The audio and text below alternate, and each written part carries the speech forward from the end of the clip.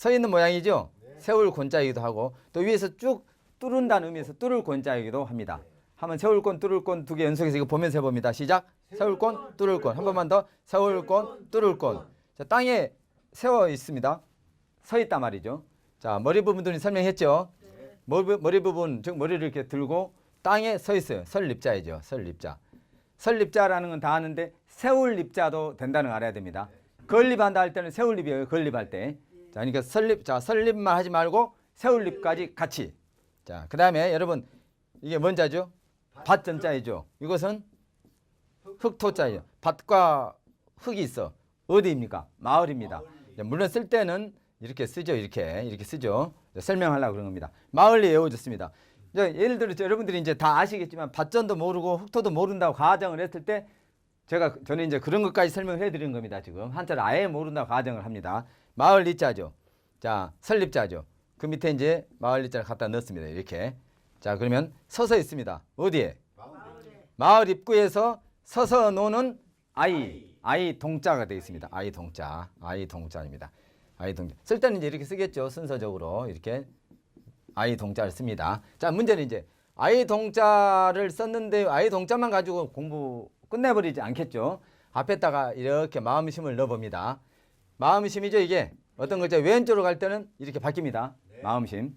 근데 이제 헷갈리기 쉬운 게 이건 작을 소고요. 이것은 적을 소, 젊을 소고 그냥 내리면 밟을 달자가 됩니다. 이건 묶어줘야 됩니다. 해봅니다.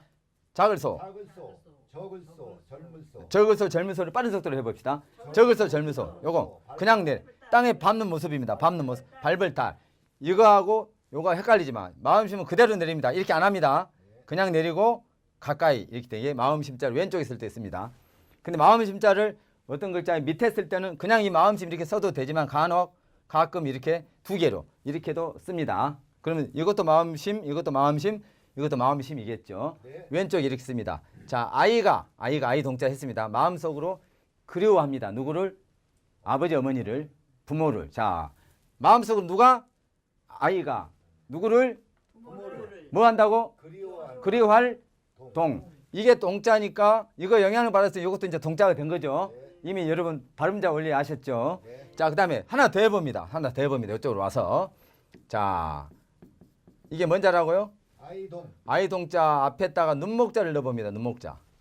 그러면 이제 이 동자가 있기 때문에 동자의 영향을 받아서 음은 나올 것이고 눈하고 관계된 동자가 되겠죠. 어떤 동자가 있을까요? 눈동자 동.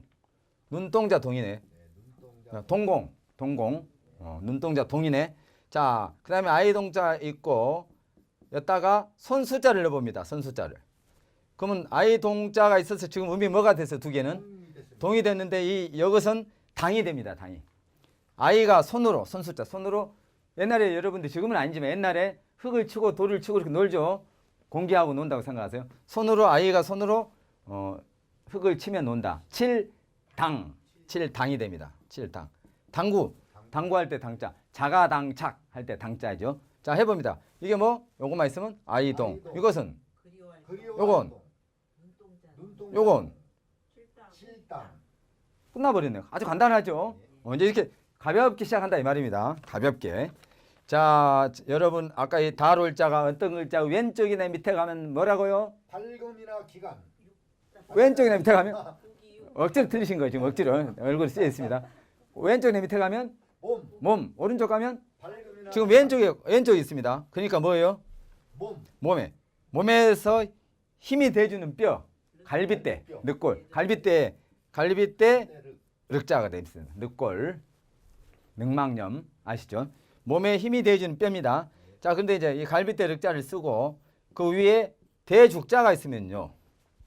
몸에 힘이 돼주는 뼈는 갈빗대 륵자입니다. 몸에 힘을 줄 때 대나무처럼 울퉁불퉁 솟아나는 것은 뭐? 힘줄. 이렇게 힘을 줄 때 힘줄 근이죠. 아, 물론 쓸 때는 대나무 죽부터 쓰죠. 이렇게. 근데 제가 설명하기 위해서 쓴 겁니다. 힘줄 근자. 바로 외우시죠. 바로. 지금 이렇게 공부하는 방법은 재미있는 한자 학습. 제가 3가지 방법으로 공부한다 그런 것 중에 2번째 공부 방법. 한자를 뗐다 붙였다. 분해 조립하면서 말을 만들어. 즉 이야기 전개. 스토리텔링식으로 공부하는 겁니다. 계속 기억이 남도록 하기 위해서. 말로 써버립니다. 말로. 자, 그 다음을 봅니다. 그 다음을. 자, 여러분 이건 아들 자랑은 다 아시죠? 근데 이렇게 쓰면 이제 아들 자인데 이렇게 해서 혹시 이렇게 쓰는 것은 뭔지 아세요? 외로울 혈자입니다. 그럼 외로울 혈자. 혈혈단신. 근데 외로울 혈자의 부수가 뭘까요? 아들 자입니다. 그렇습니다. 이거 잘 알아야 돼. 외로울 혈자의 부수는 왜? 누가 외로워? 아들이 외로우니까. 외로울 혈자에서 외롭다를 나타내는 건 뭔자 때문에? 아들 자태 때문에. 그러니까 그게 부수가 된다고. 한자 속에서 뜻을 나타내 주는 게 부수이기 때문에. 부수 또는 부수자.